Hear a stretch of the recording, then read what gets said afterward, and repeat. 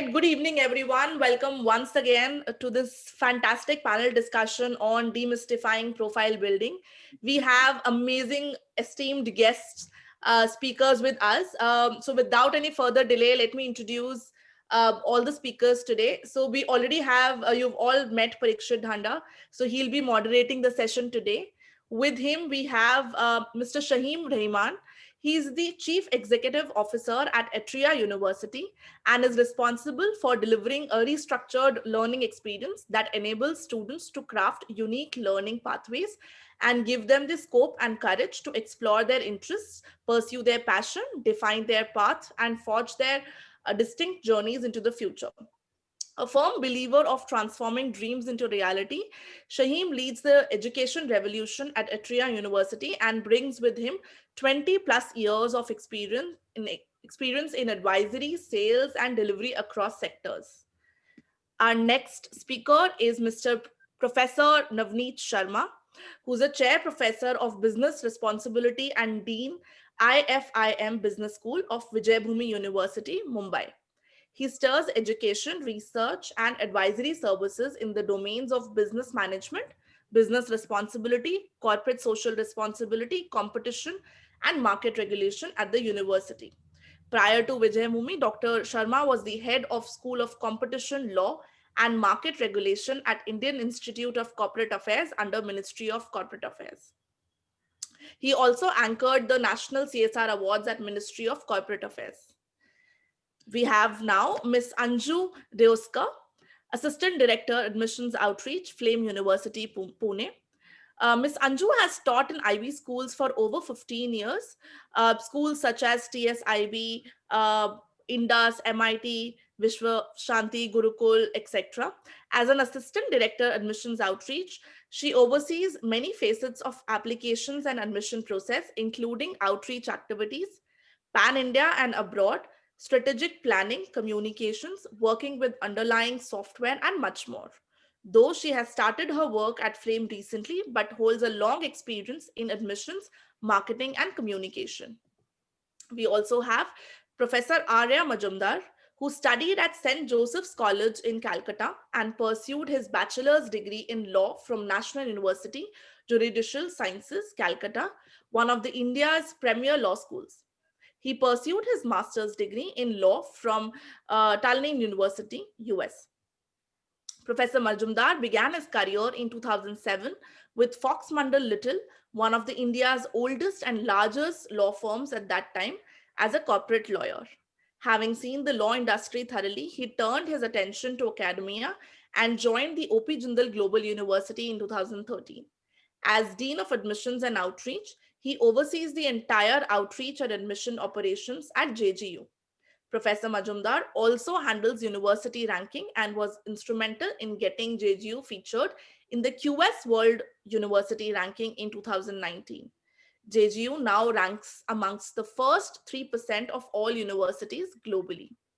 And last, we have Ms. Meenu Arora, who's an assistant director outreach at Kriya University with a passion to counsel students to make informed career decisions and how to be prepared for Industry 4.0. She is a counseling psychologist and a life skill trainer, having experience of more than 20 years in dealing with students, parents, and teachers. She has received Life Empowerment Award 2018 from Center for Educational Development and Innovation in Guidance and Counseling 2018 from ACEP. A trained counselor from NCRT and having done masters in education, masters in psychology, diploma in training and development, she specializes in psychometric testing, personal counseling, parental counseling, educational counseling, career and college counseling. Thank you so much, everybody. We welcome you all. Over to you, Parikshit sir. Thank you. Thank you so much. Vaishnavi, am I loud and clear, please? Yes, yes. Great. Very good evening to all our participants and of course to our esteemed panelists. I have already, dear participants, I've already shared with our esteemed panelists that I'm under the weather. So they have also been kind enough that, okay, they'll manage it somehow. So all of them have agreed to be moderators just in case I go. Just to share one very important information, you have just been introduce to our esteemed panelists, just to share amongst the 5 of them, they have more than 100 years of experience. It will be much more, but just to say it on a safe level, more than 100 years of experience amongst 5 of them.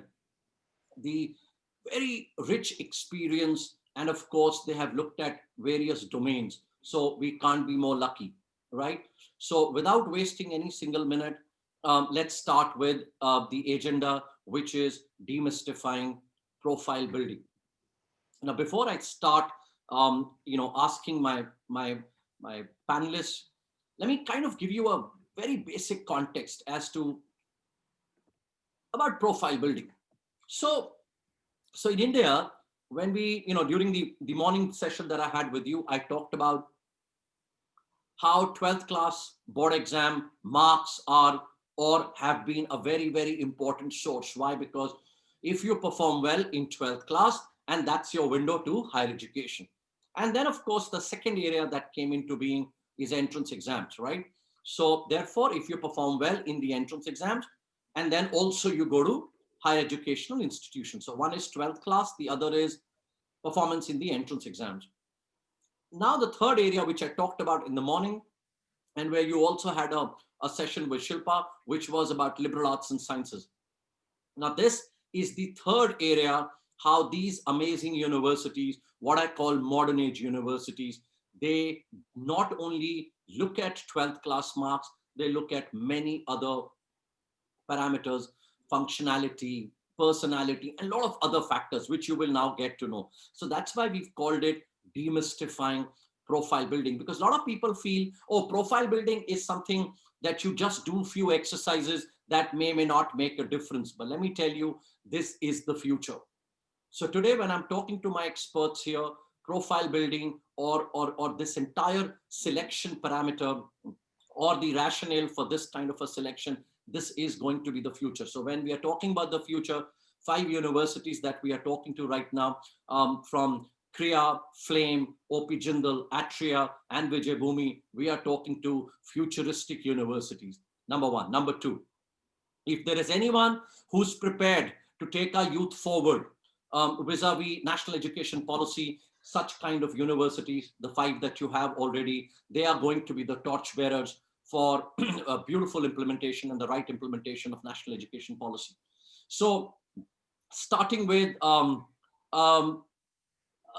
so just to make it easy, we've kind of have taken the liberty from my panelists that we will address each other by our first names, right? So definitely we've got stalwarts here, Dr. Navneet, Professor Arya, Professor so on, doctors, professors. So just to make our life easy, I'll be addressing them by our first name. So Anju, let's start with you. Our first question is just a very short, I would request each of the panelists to talk about what is very basic, your understanding of profile building. Just kind of opening remarks on profile building, please. Over to you, Anju. Yes, thank you so much. And good evening to all the students, parents, educators who might be attending this today. So profile building, I mean, just as it suggests, profile building, right? So there is a you, okay, and you know who you are, what you have done.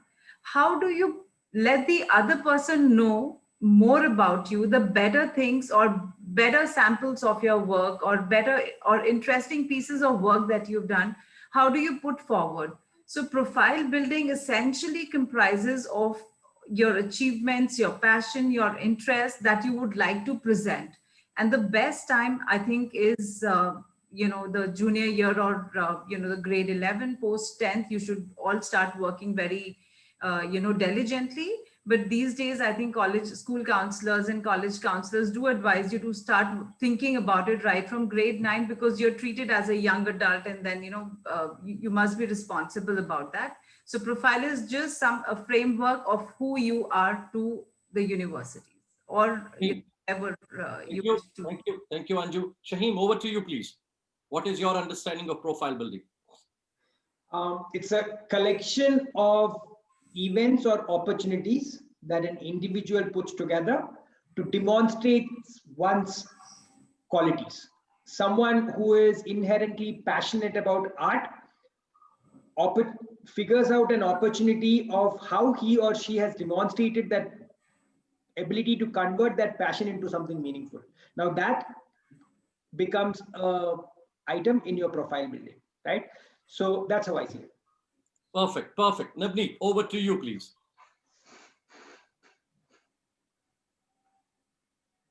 Navneet sir, you're muted.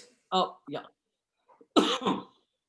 Parikshit, your profile is a stimulus which a student sends to the world to seek whatever response you are seeking. So therefore, your profile is like magnetic activity. It's like a stimulus, which of course to you, when to the builder, it will have multiple components, but to the receiver, it will be one single composite communication, which the receiver will receive and will choose to respond either in a favorable or in a disfavorable manner. So to the profile builders or people who are helping the students build their profile, they must consider profile as a stimulus to the world at large. That's my first comment. Lovely, lovely. Meenu, over to you, please. According to me, profile building is basically, a combination of activities to show your achievements, interest, your belief system, so that you can demonstrate, all kinds of hobbies which you have. It is you which defines you in totality, and not only talking about your potential or the achievements, but maybe I'm interested in something, but I'm not able to do an activity at length, but I would like to explore. So I think that is also a very important part of your personality. So what would you like to do to make your thing as a complete, so that the universities knows, who is behind this particular page where your profile is written? Thank you. Thank you. Arya, last word to you. I'm going to be deliberately provocative on this one. I hate the term profile building. Okay. And of course, we can agree to disagree. But the term profile building just simply means that it's something that I have to build, right? How about it comes naturally, right? Something that a student can do or should be doing, right? To build up themselves as a person. Beyond the percentage and the percentile, there is a person. So profile building to me answers the question as to who are you as a person. Back to you, Parikshit. Wow. See, I promised you, all our amazing educators, I promised you this is going to be a very, very interesting and exciting conversation. And the first 2 minutes, 3 minutes have showcased right from the provocative area and making us think to each one of the participants talking about it. Great. Let's move on to how is it this kind of a selection system, right? Whether we are building a profile or whether it's a natural, comfortable journey over the years, we will also travel that path together, all of us. How is this system of selection different from 12th class or entrance exams? Arya, let's start with you. All right. So the reason why we have been focusing so far as a nation on 12th class marks or entrance exams is the sheer number of people who go from school to higher education every year, right? Last year, 17 lakh students sat for the CBSE board exam. Now, when you're dealing with that kind of bulk of students, it's easy. It is really the easy way out to standardize an examination and say, all right, this category 99% plus, you go to St. Stephen's, right? But we have to be thinking beyond that, right? And therefore, what we've had is, it does take a lot more effort on the part of the educator, but to gauge a person's not just academic ability, but intellectual curiosity, their ability to absorb new things. I think that's where we are moving in terms of the National Education Policy 2020, which also has started talking about holistic learning, etc. Now, of course, there's a long way to go before it gets implemented. Whether it will be implemented is anybody's guess. But I think it is a good conversation to have when we are adjudicating whether a student belongs to our university or not. Parikshit? Okay, great. Navneet, over to you, please. How do we I compare think both of them? what I said that, it is a stimulus which a student is sending out. So therefore, it is a statement of your aspirations, a statement of your competencies, statement of your achievements, statement of everything, whether academic or other things which you are conveying. So therefore, uh, coming back to your question, Parikshit, universities are now taking great care in accepting students based on their profiles, based on their achievements, because academic performance alone is not sufficient. A student's engagement, because I am a great admirer of Professor Howard Gardner's theory of multiple intelligences. So therefore, when you look at the 8 parameters Gardner has given, it is very important to see that students, how a student is performing on, let's say, musical.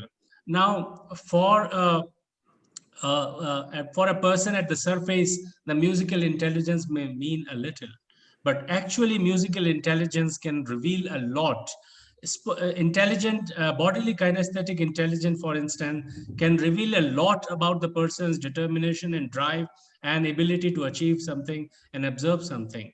So therefore, when we, as a university at Vijayabhumi, when we look at students, we are looking at a person in completeness, not just the academic performance. And therefore, our considerations are always academic plus, where we are trying to look at the person, who the person is, and how the person can be helped at Vijayabhumi to explore through our liberal professional curriculum and really explore oneself and find out a niche in terms of his professional development.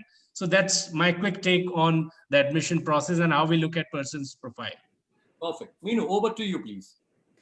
See, according to me, as far as scores are concerned, when a university is looking only at academics or scores are not the predictor of success. Score is not predictor of your IQ. And, now all of us now very much aware, as Navneet also just mentioned, that, success is a combination of both IQ and EQ. And yes, now we are looking at the aptitude, all kinds of intelligences.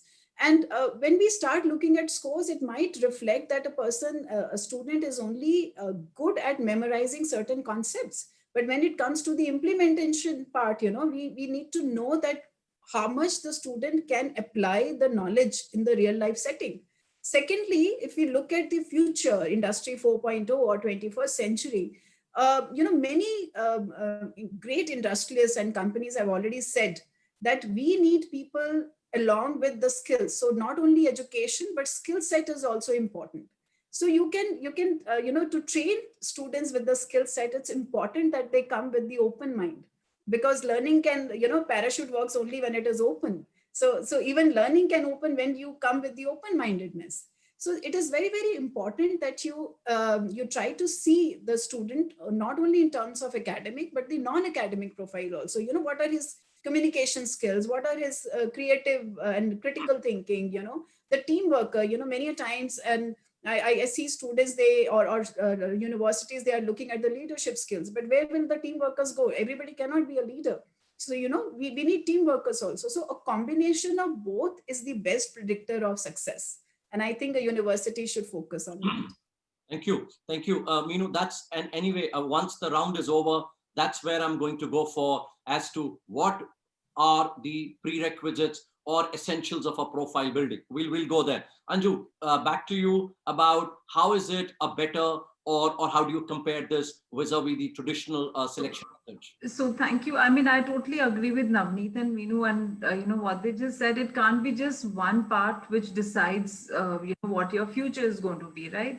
So I think the essential combination becomes important for the university as just a checkpoint, probably, where university offers a certain kind of courses, certain kind of competencies, the professors, a prerequisite which is expected of you in a classroom.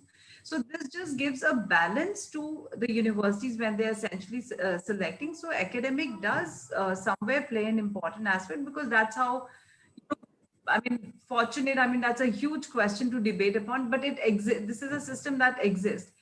while universities like all of us that we're representing, Flame, also kind of really appreciate a perfect balance. We're looking at very, very, curious children who are, intellectually curious, who have some sort of enthusiasm to learn, may not know something they wish to learn. So it's again a very, very holistic approach that, the profile, kind of helps us to understand. So it's just not percentage and percentile, it's the person, like Arya said. It's very, very important, I think, for all of us to, have the right kind of mix. Lovely, lovely, amazing. Shaheen, so how do you look at this scenario? Richard, I feel it's unfortunate that scores have become a filter criteria or selection criteria before you look at the profile. I don't think inherently it was the case. I go back to Arya's earlier point. It's a problem of plenty. Traditionally, we keep saying traditionally marks. I don't think traditionally it started off that way. Traditionally, you were trying to hire or fill a batch of 50. You went through the process of understanding 1,000 students and realized that there are 200 who can fill that batch of 50. And then you said, how do I eliminate them? Because they're all people who have the profile I'm looking for. And then said, well, everybody has written exams. Let's just take their score to eliminate from the 200 that we have selected 150. I believe what started off that way has now turned around. And even before you understand the profile, you're using the score to get people out, right? That's just my perspective around it. I strongly believe that shouldn't be the way. You have to understand the student. Profile is about what one has done, right? All of us these days, instead of asking what you know, we are asking what have you done. To me, someone builds their profile with occurrences of activities of what they have done. And that is the most paramount objective criteria to decide whether the student fits the profile to the education model that one offer, or an organization feels whether the profile fits their culture and the ability that they're looking for. Very, very good. Very, very profound. Dear educators and participants who are with us, now we are getting into the second league. Now we are going to dismantle the whole thing as to what profile is about. Shaheen, starting with you.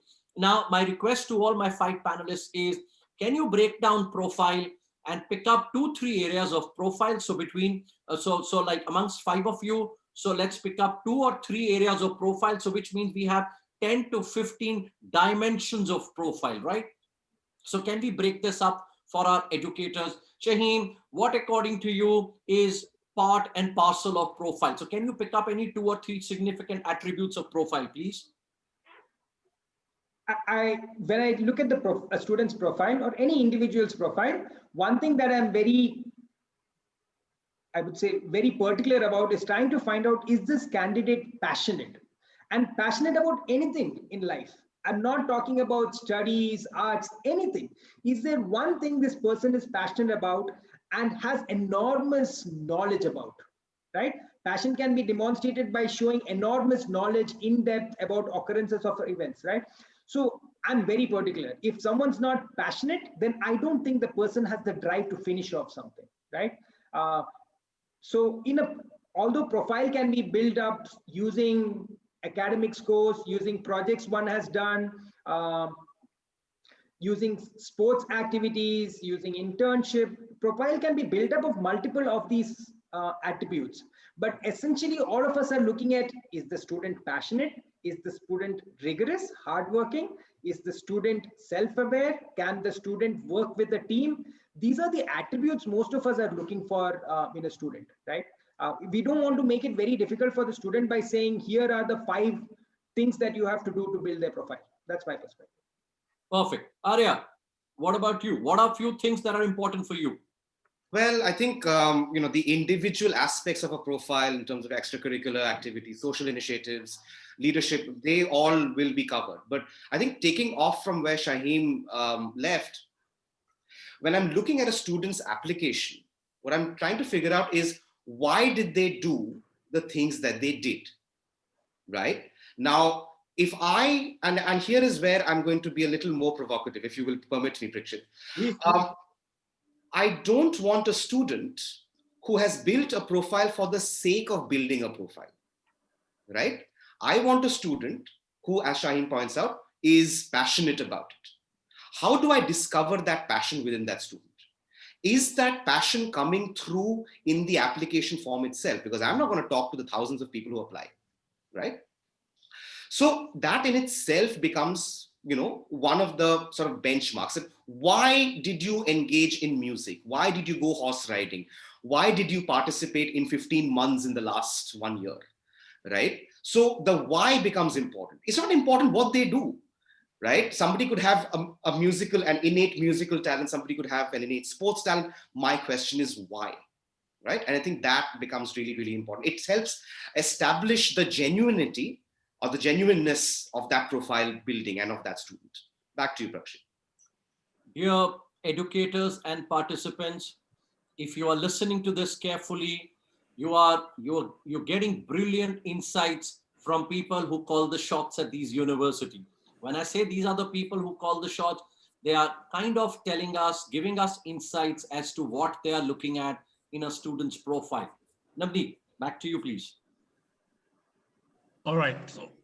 So for me, a profile, as I will continue to come back to my theme of being a stimulus, it has to, the fundamental attribute which one is looking at is communication. It's a storyline, right? So the way you are communicating about your aspirations, and in pursuance of this aspiration, this is what I have done, and this is what I wish to do. If there is a coherence of thought presented in a profile, and if all the elements, whether it is about your academic performance, whether it is about the subject selection one has made at the IB level or IGCSE or whatever one is claiming, whether it is about the social projects, it's about internships, it's about subject projects, whatever one is considering, if there is a coherence of the aspirations, this is what I've done, this is what I'm willing to do, I think it makes a great storyline, not just to us at the Vijayabhumi University, but I'm sure anybody would be floored about it. So that's my short answer about it. Brilliant, brilliant. So we are hearing words like, how do you demonstrate passion? How do you show depth? How do you show coherence? How do you communicate? What about the flow and the natural flow that you're looking at? Great. Over to you, Anju. Yeah, so I think it's really, really a great session. And I think the flow that's going in is brilliant. We didn't plan this. So, Shaheen spoke about the passion. Arya said, if you've done this, why? You should know why you're doing and what for you're doing it. And of course, when you're doing it, what are the experiences like Navneet mentioned? I think one thing that if you try to understand from a student standpoint, they don't know how to do it sometimes. You know what, today, randomly, we're all adults. You ask me something that, what are you passionate about? There are few things that will come up, but these kids are just starting off in their lives. And this is a huge dream or a goal for them to come to a university where they have, always. Please continue. Sorry, my mistake. I thought it was mine. Sorry. So I think the students essentially need to explore, and this, I think today the students don't need help to find out something new. If they want to, some latest trend happening about teenagers, they figure out what is it and how is it happening. So my advice to students here is, I think you have to keep questioning yourself, how am I going to do it? And again, if you're not able to do it, then I'm sure you will be able to justify what were you doing with your life, right? So I think that is something important the students need to understand. And if they're not, seek help, have some guidance, because I think that's really important for you, irrespective of what university you go, what you start doing in your life.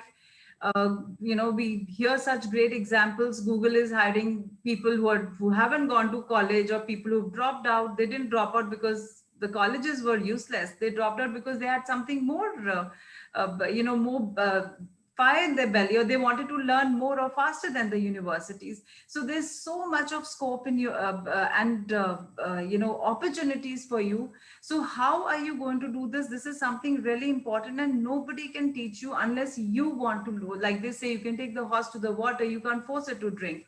So that is something really important. And once you do that, you will have a purpose, you'll have the reason, passion, purpose, and you'll gain experiences, and then there's nothing stopping you. So I think that's something really important that the students must, keep pondering and listening, and you won't get a break to think about it. This has happened. It has to happen in your life. I mean, you're a student, that's your, you expected that's your job. Like we're doing our jobs, everybody's doing a job. Your job is to, just learn, develop yourself, do anything. We're not saying you become an academician, you become a sports person, you become a performer, you become a gamer, you become anything that you're passionate about. But do figure this out, and how is something really important. And that's where the adults who are around students, that's parents, counselors, teachers, seek help from them. They may not be as updated as you guys are, but at least we'll have some experience to kind of handhold. Okay, great. So what I hear Anju talking about is that how I look at it is not that profile only has to make sense for your university application. All right, that's one way. That's one way of looking at it, right? It helps you in a university application. But what about the larger than life purpose of building a profile? As Navneet talked about communication, story. Arya and Shaheen talked about the purpose, passion. So this is like it's like learning life skills, while you're pursuing academics. Meenu, over to you, please. Yeah, although everyone has touched upon all the points, I agree with everyone, starting with the purpose and the experience, because experience which comes along with the activities is very, very important. First of all, I would like to tell the educators to guide students, they should not be stressed that, it should not be a mission that I'm in class 9th and now I should build on my profile.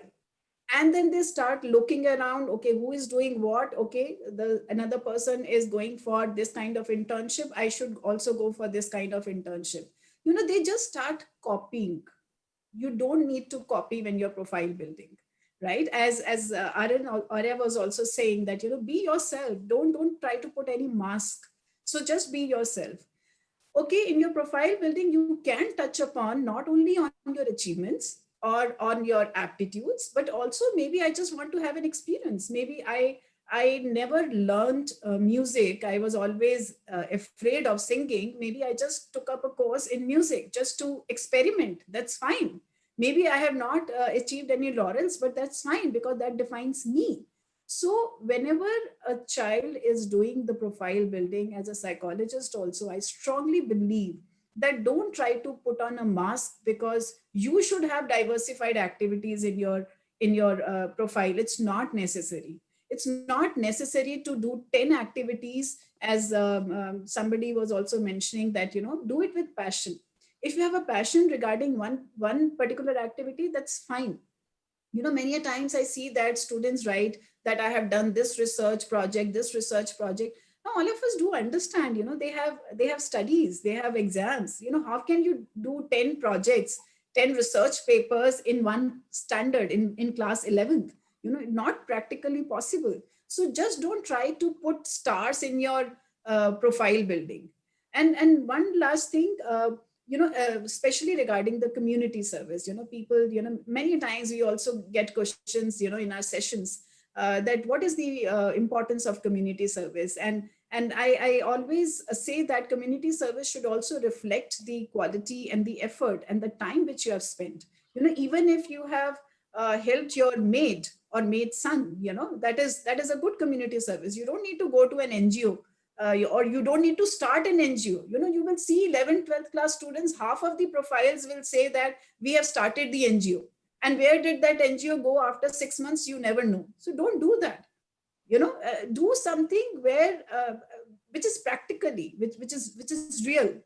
And it's not that, like we were discussing the other day, that your parents bought some blankets for you and you went to the old age home and you distributed, this is not community service. I'm sorry. Right? So where you have contributed. Lastly, I would like to say, many times I hear this question that, okay, if I want to go to XYZ university, what kind of profile should I have? No, this is a wrong approach according to me. Make your profile and then try to look around which university can help you in unleashing your potential, in achieving your dreams, right? So I think the message has to go correctly, that don't force yourself to be fitted for a university, but do your work for yourself and then try to see which university fits into your profile. Great. Thank you. Thank you. That was brilliantly put, that rather than fixing the entire thing, for this university, what should I do? Create your own original profile, or maybe let it be a natural outcome, and then we will see where all we can apply. Now, my next question, we'll start with Shaheen, is that a lot of parents, the way they look at students is, when you see students in 3rd, 4th, 5th, 6th, 7th class, oh my God, they will talk amongst themselves. You know what? My child does this. He goes for lawn tennis. He does music classes. Oh, he's learning to be a drummer. Oh, you have no idea. He's going to be the next coder in the country. And they're so excited about it. But slowly, when it comes to 8th or 9th, it's tuitions, it's academics. Oh, what about art and craft? What about painting? No. Those are good pastimes, hobbies and interests, but ultimately it is academics. Wow, it's a very different mindset change that we need in our country also. So my question to you, Shaheen, starting with this, and then we'll move to all the other participants, is what is the right age for us to even start developing our natural, profiling? All right, what is the right age? And no, let's just stick to this only. What is the right age or class where you would say, now start seriously thinking about this? Yeah, over to you, Shane. So I'd say middle school is when students should start building what meaningfully goes into their portfolio. Now, in the middle school, I don't think the student should start writing down what needs to go to the portfolio. Okay. As a parent, you have to understand what the child is doing, what are their interests, accomplishments, and take notes of it. And then by the time the student gets into the next phase, that's when you start sharing with the student. Here are the areas that you have shown inherent qualities, your qualities you have demonstrated in, and pass it on. I had a smirk on my face when you said parents discourage students from pursuing their interest from 9th grade, right? I'm happy to say that that's changing, right? I'm saying there is a dozen universities in India right now who actually say that your marks are good, but we are actually looking at qualities beyond that, right? 5 of us on this call is a good representation of that. And we are not alone. There is at least a dozen universities that do that. My daughter is 8 years old. When I decided to put her into IB, I asked myself, am I taking away the opportunity for her to do higher education in India? And at that point of time, I said, by the time she grows up, there's going to be enough opportunities in India where people look not just for marks, but beyond that. And I'm happy to report, I already see that trend happening. True, right? True. Arya. Okay, so to answer your question, Prakshit, when is the right time to start? And I saw a couple of questions from the audience as well. I'd say the right time is now. It doesn't matter. It doesn't matter whether you're 2 years old, 5 years old, 10 years old. I am 38. In this pandemic, I learned gardening. I'm still building my profile. But to answer the other more important question, and I think Shaheen has touched upon it a little bit, the idea that once you get into high school, academics sort of take over, that I think I agree, it is changing, but it will need to change further, right? Because if you look at it, and one way perhaps to sort of convince parents that profile building and extracurricular activities beyond academics is important, is to look at career options that depend upon profile building, and then see the university not as the end game, but as a stepping stone. For example, somebody who's interested in art, likes drawing, right? Now, the traditional careers for somebody like that who's really passionate about art, about visual art, would be an artist. Right. But everything that we see around us, everything has been designed by an artist, everything man-made, starting from your pillow cover to that blade of grass in a video game called Call of Duty. Everything has been drawn, right? So I think we need to start engaging with parents, saying that, look, don't look at profile building just as an add-on. This could become your child's life, right? Back to you, Parikshit. Great. Anju. Yeah. I quite agree with both the panelists. So the thing is, I've been a teacher in an IB school for, I've spent 14, 15 years. And the best thing about, now NEP is talking about interdisciplinarity, experiential learning and all. I think the core of everything is how much time does a child get to reflect. The teacher teaches, the parents do the, additional work. There's some peer pressure sometimes that I have to, go for a calligraphy class because in my building 5 people are going, or something else. So you are just feeding. When does the child get the time to reflect? I think if that is given, most of the parents will understand. And how many of the very successful people who are, the so-called successful, professionals working, how many of them are really doing something which they were taught? You kind of, you find a way of your own. So I think the most important thing is, I think this is again for the parents and everybody else, that students must get some free time. That's the time they're going to really think deeper and reflect. The second thing about the time, I think the moment you figure out what you like to do, how will you figure out? When you give them opportunities to do, you give them time to reflect, right? So they will figure out at the right time and, pick up a passion. So I don't think so. We should worry as such about it. When people were, looking for a job, there was nothing called profile. People, though you landed up giving a profile sort of a thing, but there was no profile. Now there's a checklist right there. So I think we need to just relax that a bit, do not stress, and just, do what you love to do. It could be drawing, trekking, anything. Great. Howard gives admission to people. I just read it in a newspaper a few years back. Somebody who went to the Everest Summit got admitted in Harvard. I don't know what the academic score of that kid was, but then got through. So it's how passionate you were committed, persistent. Those kind of things. And of course, he must have started somewhere. How Everest pe koi nahi chadega, must have started somewhere. True. Navneet, over to you, please. You're muted. You're mute. We are talking to a group of educators who are responsible, who are helping kids build their profile. So, and of course, they communicate with the parents. I don't think there are parents in the audience, but I'm presuming that these are educators. That's right. And therefore, there will be a lot of educators who are parents. Yes. That's right. So therefore, I think I would like to break down this question of profile building into 3 distinct parts. Okay. The first part is helping the child discover what he or she is good at, what he or she is passionate about. This discovery itself requires considerable attention and effort. It will be incorrect to say that the discovery takes place automatically, that we have a great conducive atmosphere which will facilitate discovery to take place. Not really.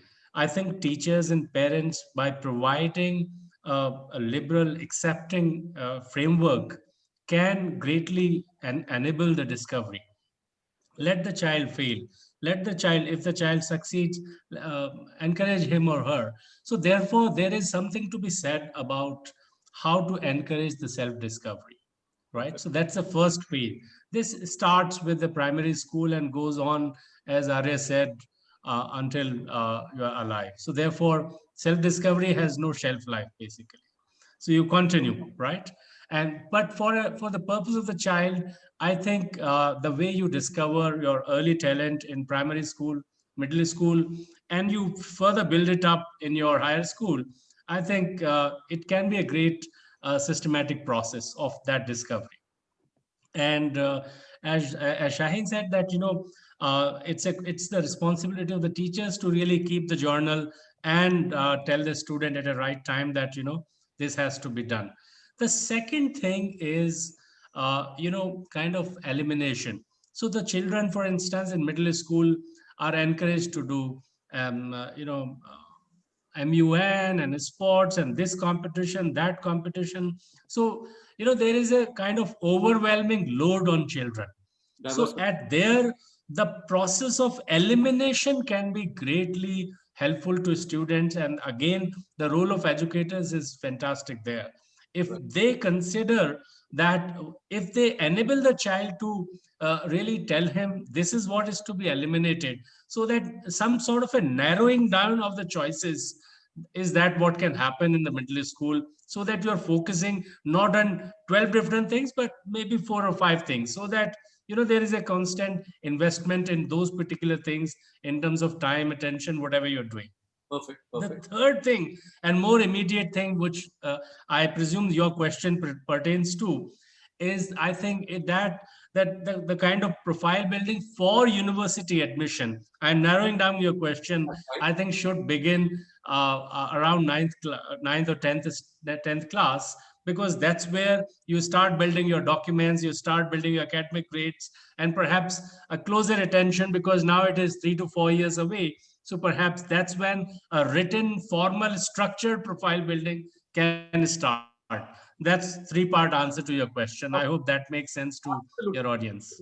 Absolutely great. Before I go to Meenu, let me for my educators, you've heard all of them, and especially to Navneet, who was just finishing the argument, and he's broken into 3 sets. So the point, very important point that he's talked about is, so rather than spreading ourselves thin, we're trying to accomplish just about everything, right? As Arya talked about, MUNing, MUN is Model United Nations, rather from MUN, a lot of other things. So rather than diversification at an early age can work, but slowly we need to pick up, what is something that comes naturally to us. So depth is going to be more important later on. Meenu, over to you. Before then, I ask the next question, please. No, I agree with all the panelists, and whatever they have said, I will just summarize it. And I strongly believe that very rightly, maybe technically speaking, the universities look at your activities which you have done from class 9th onwards, but profile building is not time bound.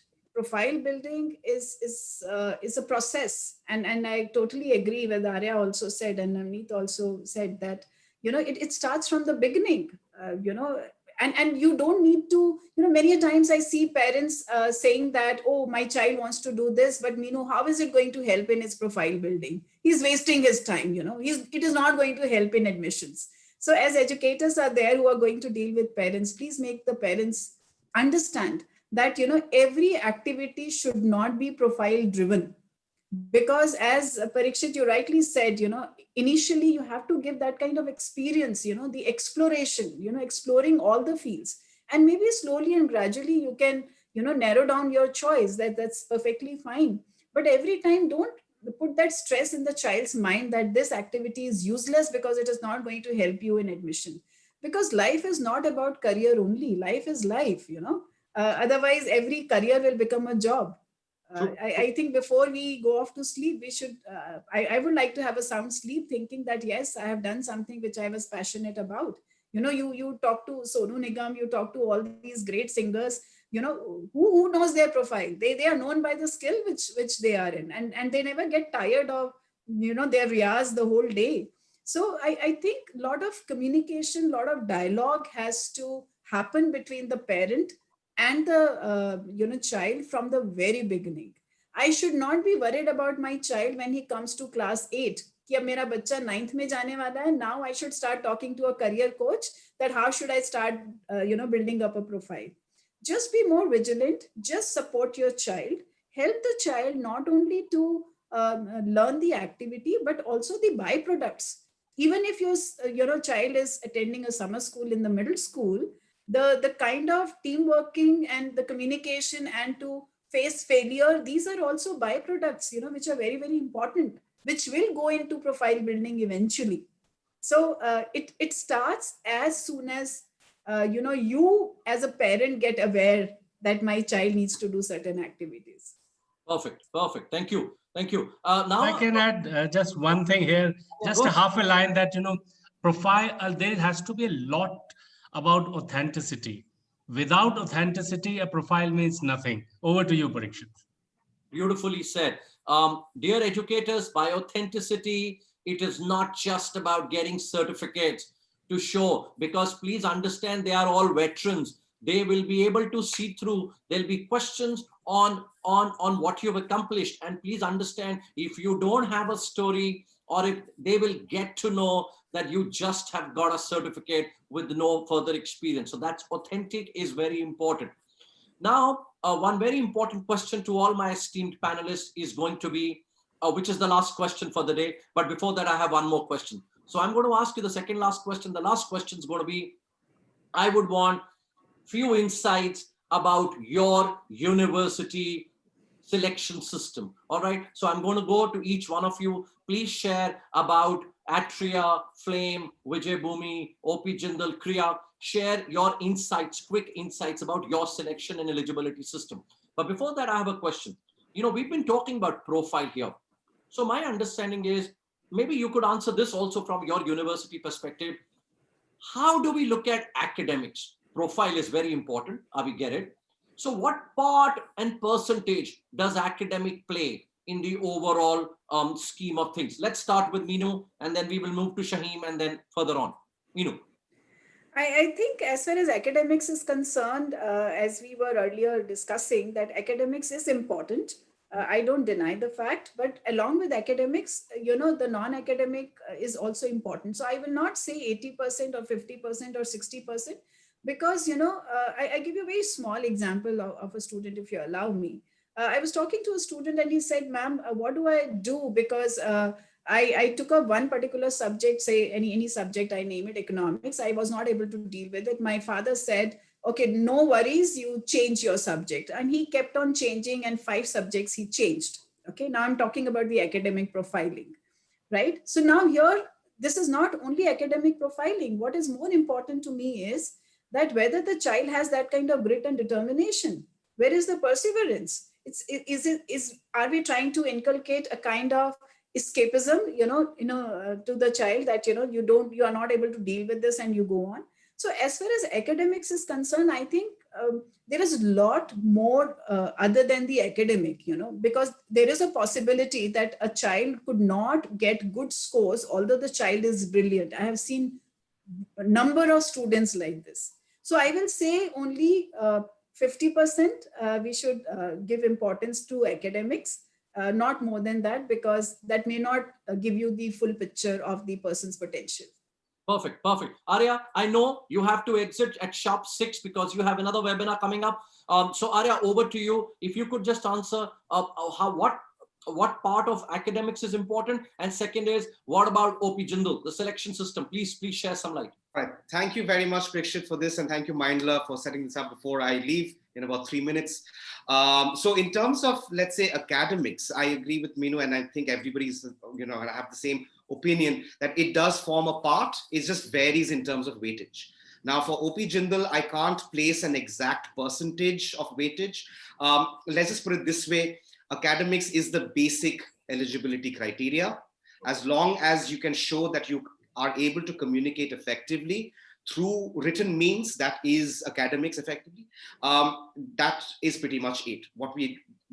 And using that, I could probably segue into your last question, which is the admissions process and criteria, etc. at JGU. So we have a couple of professional programs in law and architecture, for which, unfortunately, we are heavily regulated. And the Bar Council of India and the Council of Architecture require that candidates be selected only on the basis of an entrance test. Trust me, if we could change it, we would, except that we are not the government. For all of our other programs, we have a holistic admissions process, and we look at 4 criteria.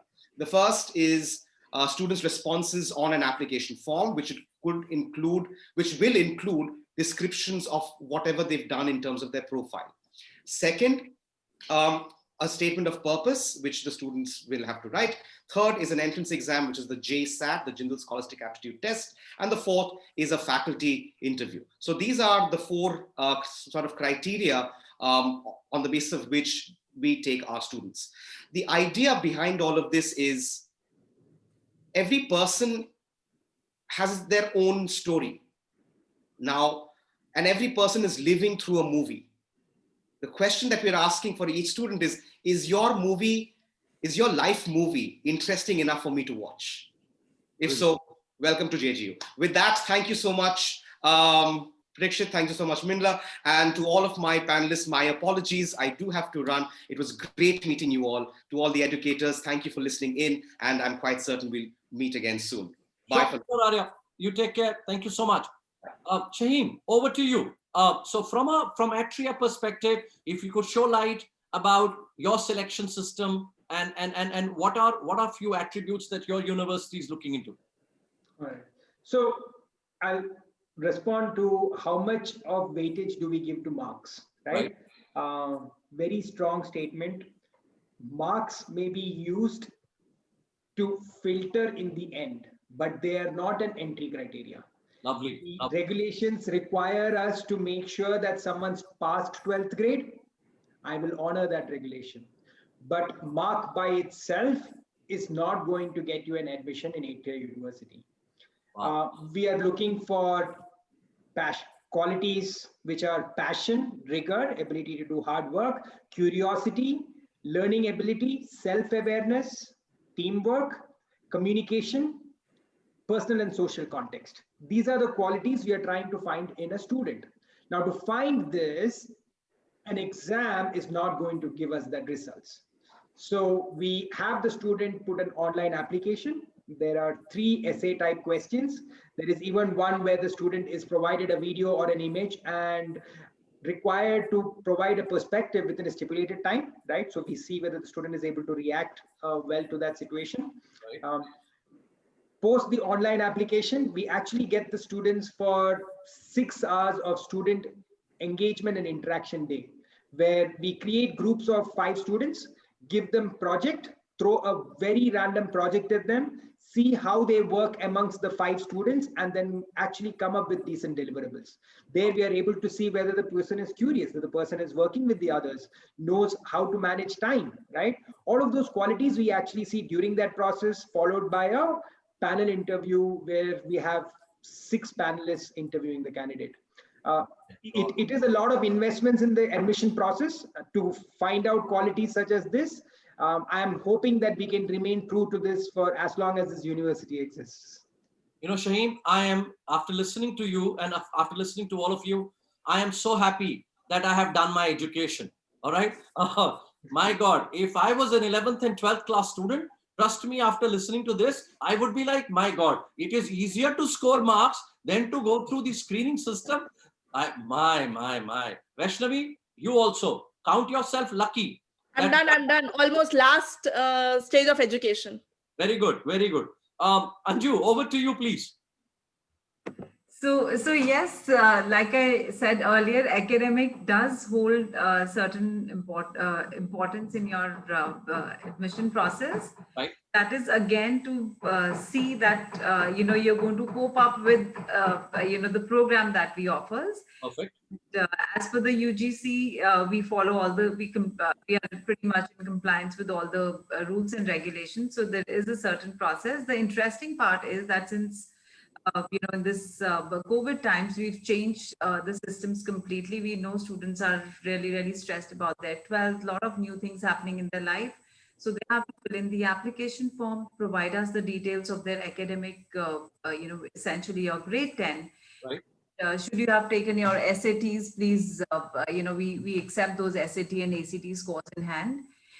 Once you finish that part, you write a statement of purpose where we give you certain prompts and we want to know what your thoughts and perspectives are. Once that is done, then begins the admission selection process where a student who's not taken the SATs will take the FLAME entrance aptitude test. It's pretty much on the similar lines as the SATs. We do an on-spot essay again to know how can you articulate your thoughts, in a given time. And then the last leg is one-way online interview. Okay. Once you're ready, you kind of get into that, section, and there would be certain questions which are, again, we want to know who's the person, not the percentile and percentage sort of a thing. So you kind of express yourself, you take time to think, and then of course we have a selection committee that kind of shortlists the students, and we kind of have them. Perfect. So Pretty supposing much a process where students are familiar with, they're very tech savvy. So, it's very, very comfortable for them. okay, one clarification which I need. So supposing I'm a student who's taken the SAT, then I don't need to write your exam, right? You could, yes, absolutely. You could choose to skip the FLAME entrance, aptitude test. And what we are looking at, I think we've all said, and we're pretty much on the same page. We want to know a student, academic is only as much. There's no certain percentage, but we want a very holistic approach to our selection process. Great. There's a room for everyone. Perfect. Navneet, over to you, please. To your selection process. Though I love the way you talked about, and I've heard that you give a lot of importance to Howard Gardner's theory also and self-discovery also. Quick word from you. What is your selection system, please? So basically, our selection system, it's a composite one, and it has the following components. Of course, some consideration to the marks one has attained.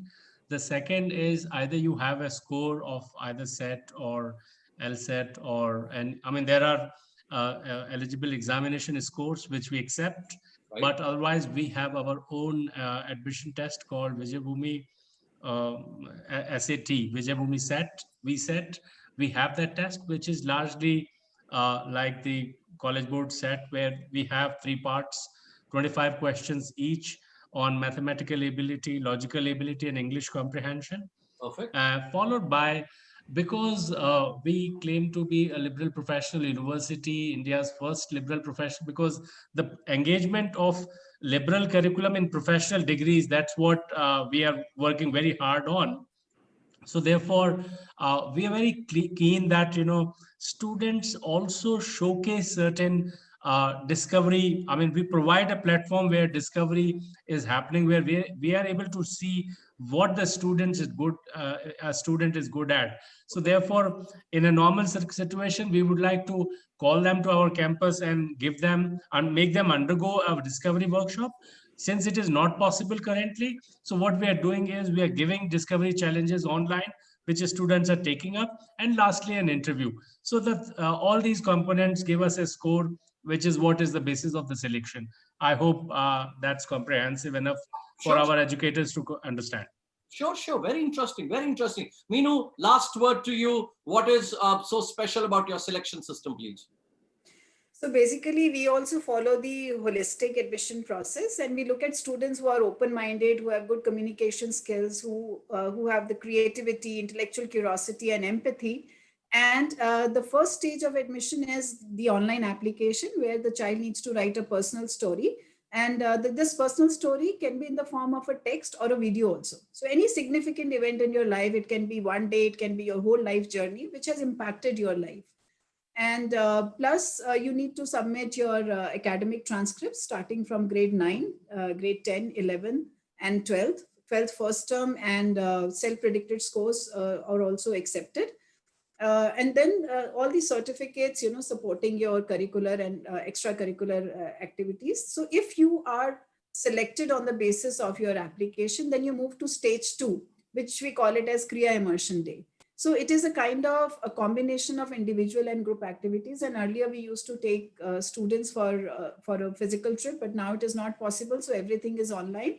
So we give you a chance to interact with your group of 10 to 12 students. You interact with them, you establish a rapport, which is not evaluative at all. It is just, the purpose is just to make a rapport with your group. The next day, the actual Kriya Immersion Day happens. where a case is presented to you. Now, this case can be in the form of, again, a text or a video, or it can be a problem statement. And you are encouraged to look at it, analyze it in your own way, and you write a reflective essay on that. After that, you are supposed to make a group presentation, and we make sure that you know how to work on Google Slides and Google Docs. Right. And you already know the group because a day prior to that, you have already established a rapport. After that group presentation, there is an informal conversation with the professor. So it's not an interview. No question is asked to judge your aptitude or your general awareness. It is just to know you better. You know, what are your dreams? What do you want to do in your life? How Kriya can contribute to your life? How you can contribute to Kriya? So it's a mutual kind of conversation. And then there is a short 20 minutes quantitative and logical reasoning test. We do accept SAT and ACT scores, but this quantitative logical reasoning test is mandatory. You have to give. Okay, so whether I've taken them or not, I still have to do this test, right? Yes, yes. Great, great. Thank you. By the way, for our educators, I hope you've really enjoyed and you've heard some brilliant areas that our panelists have talked about, and of course there have been insights. My request is, whenever you get a chance, of course our team tomorrow will share the websites for the universities that have been present here, and if there is anything else that you want to know about Vijay Bhumi, Atria, Kriya, Flame, OP Jindal, please get in touch with us. We'll be more than happy to connect you with the admissions office. And of course, if you, my esteemed panelists, if you would want, we can share your email IDs also with the cohort. If any one of them would want to write to you or get in touch with you, that'll be great. Thank you so much for being with us. And it's been a pleasure. And just look at it. We still have more than 5,000 educators still listening to us, even after 1 hour and 10 minutes. And by the way, they have been with us since 8:30, 8:40 in the morning. So hats off to each one of them. And thank you so much, Meenu, Anju, Dr. Navneet, of course now Professor Shaheen, and of course Arya had to rush. So thank you so much. Thank you very much. Thank you. Thank you. On behalf of all the panel, on the behalf of the panelists, I say goodbye to each one of you, the participants, and on behalf of participants, I acknowledge your precious time that you've spent with us, highlighting it. Thank you so much. More power to each one of you. Thank you so much. Thank you. Thank you so much, everybody. So all the current ICC Foundation participants will be starting tomorrow again at 8:45 a.m. sharp. You can use your same link to join back. And if you have any questions, you can reach out to either of us, whosoever has posted messages on the WhatsApp group. So just reach out to us personally. We'll help you out. Thank you so much for being part. Thank you so much, everybody. Thank you. Take care. Take care. Bye-bye.